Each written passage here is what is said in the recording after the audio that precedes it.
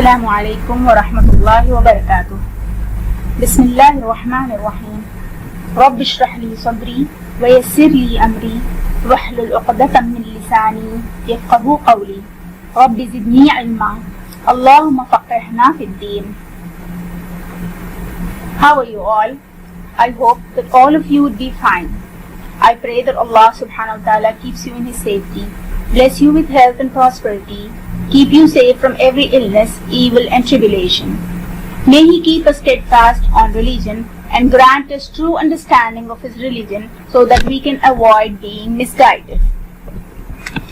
Inshallah, today we will learn the truth about wishing and celebrating New Year. Celebrating happiness is the human nature.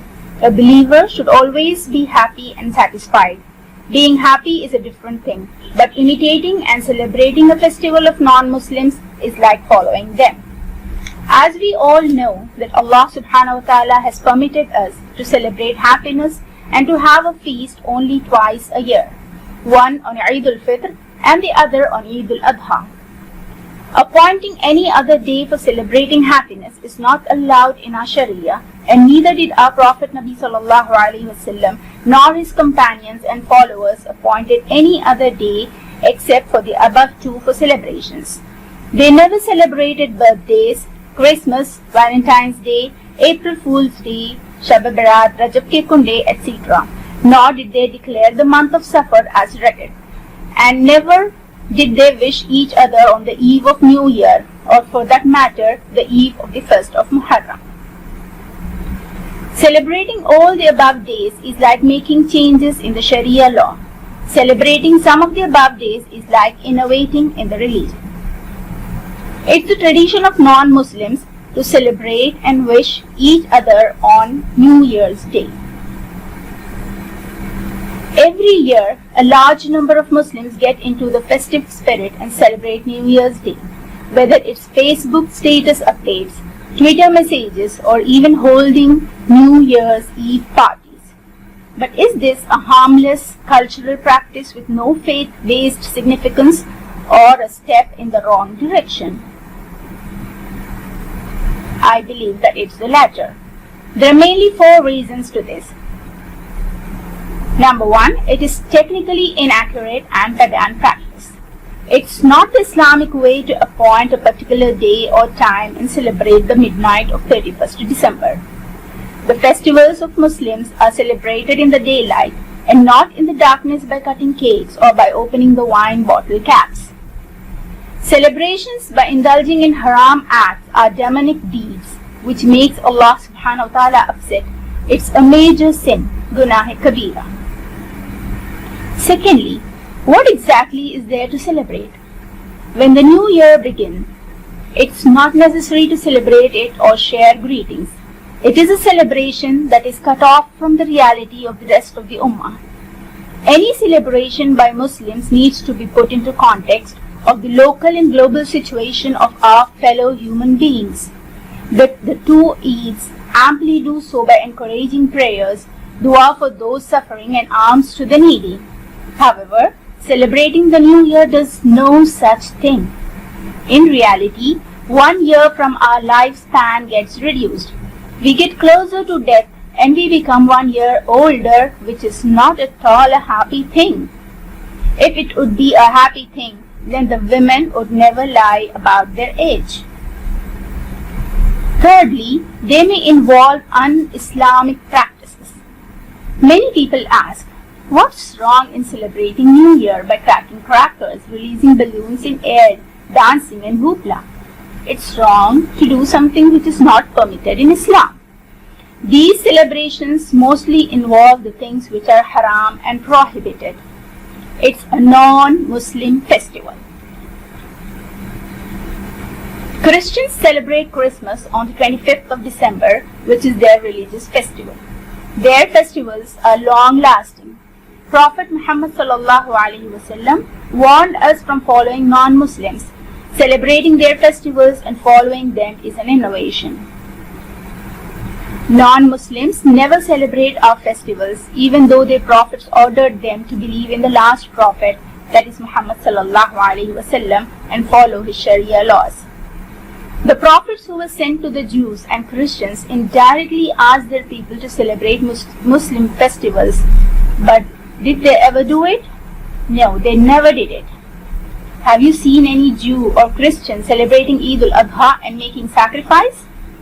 Then, when we are strictly warned against these celebrations, why do we feel proud by celebrating these festivals? Fourthly, it is against the spirit of Islam. If the poor and needy were helped in this festival, if they were fed, or if any charity work was done, then it would be understandable when the faith and the spirit of Muslims would ascend. The opportunity to do well is not released. Indeed, it is a great pity that on this New Year's night nothing is done to please Allah. However, everything that angers Allah and provokes the wrath of Allah is done. Casinos get filled with gamblers, people get drunk, drunk drivers violate traffic rules. There is a sudden increase in the rate of road traffic, accidents and deaths.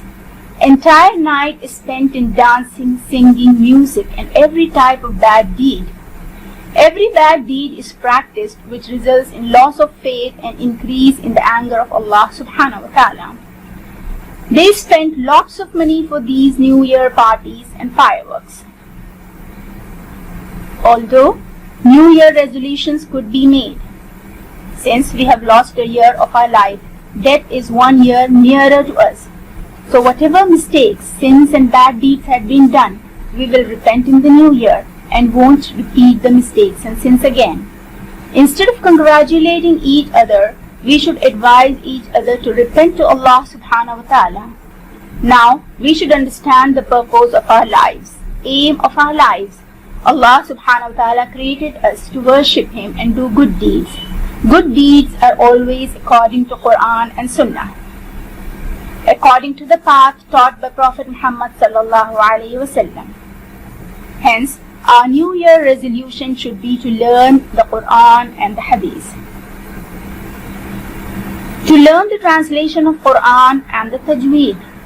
To know Prophet Muhammad sallallahu alaihi wasallam, we will study Siratul Nabi sallallahu alaihi wasallam and follow the Sunnah. We will follow each and every Sunnah. This should be our prime resolution. We will recite Bismillah before beginning of anything to get Allah subhanahu wa ta'ala's blessings.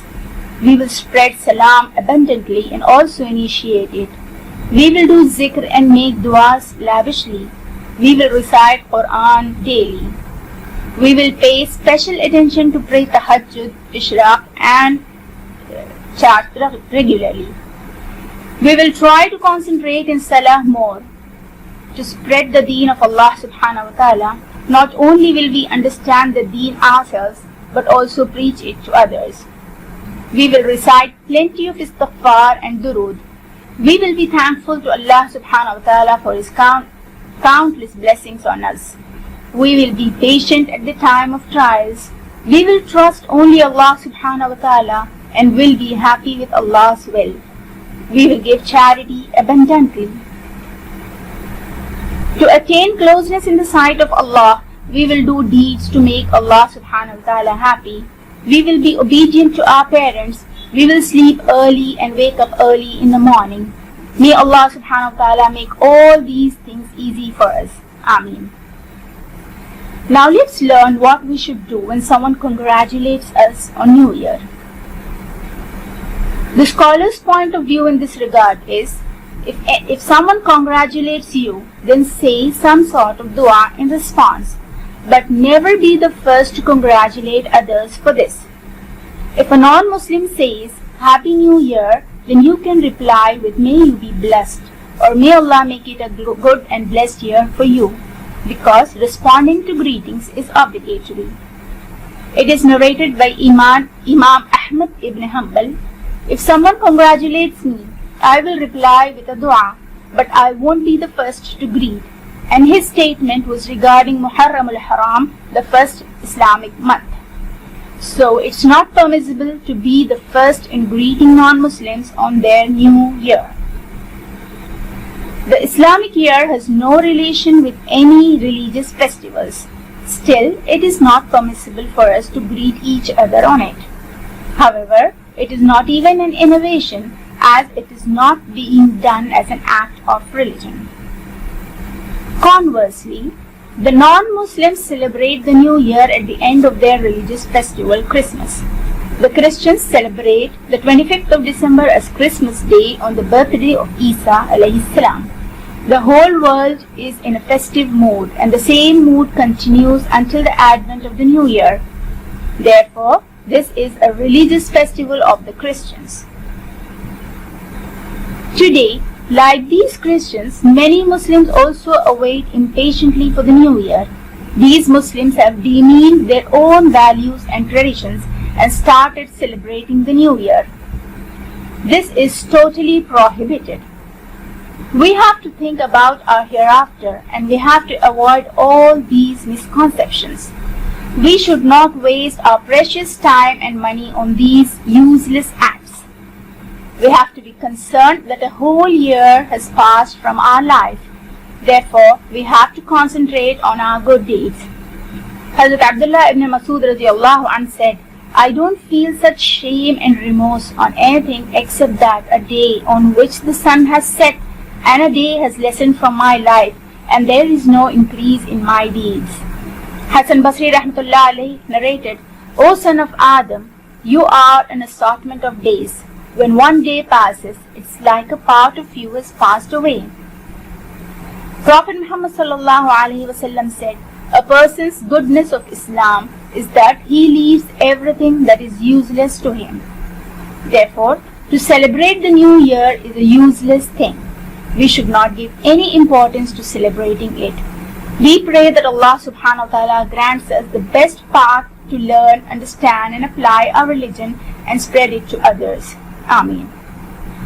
Let's talk about New Year and its resolutions in a little detail. How every New Year forces us to ponder and reflect on how we spend our year. We tend to look at the past in retrospect. We think and contemplate about our gains and losses, our mistakes and accomplishments, our triumphs as well as our defeats. We tend to think about our decisions, the ones that worked in our favor, and even those which might have seemed like a good idea to begin with but ended up as our errors. Our bad decisions, our mistakes and our regrets force us to introspect and self-assess so we can learn from them and improve ourselves. We sincerely pray to Allah subhanahu wa ta'ala to make this new year a source of benefit and success to Muslims all over the world. Ameen. This new year should be a harbinger of good news and enable us to realize the reason for our existence so that we make such resolutions that make our tomorrow better and brighter.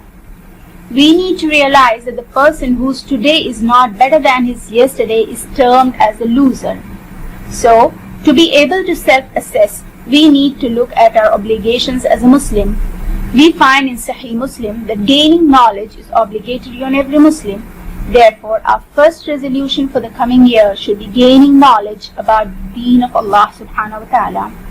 We should strive to increase our understanding from cradle to grave, and this should be our motto.